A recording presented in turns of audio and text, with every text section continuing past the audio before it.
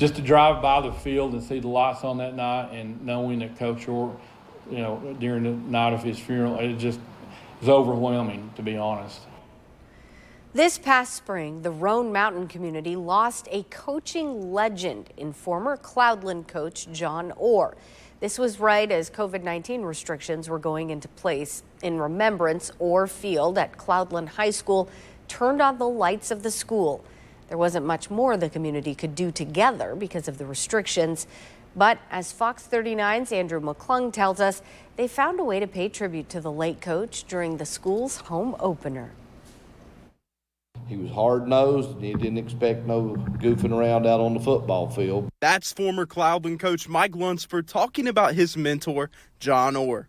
A man so respected, Cloudland named its football field after him. His death was a tremendous loss for the Roan Mountain community. It was very painful because he was a very important person in my life.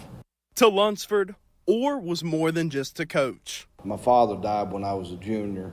Coach Orr sort of took over for that part of my raising, helped me a lot. He said, "You make good grades, you're very smart, and I'd like for you to see you go on and get a college education." And he meant so much to me that when he said those words, it was like that was what I had to do. It was for that reason that in 1989, Coach Orr would pass the torch to Lunsford. I would have never been a coach if it hadn't been for Coach Orr. Orr was also a teacher at Cloudland, and the lessons he taught on the field, he would bring into the classroom. Actually, when we left school, a lot of the stuff he taught me, I still use today. Those lessons would lead Scott Morgan to become the voice of Highlander football and allow Orr to continue to be a part of the Highlander family. And they asked me if there was a way that we could bring the football games to them. But they were kind of the ones that encouraged me to begin my Voice of the Highlander football page on Facebook. And Morgan then started traveling to every game, taking pictures and videos, before eventually starting a live stream of every game in 2015. And there wasn't a live stream football game that he or his wife missed over the last 5 seasons.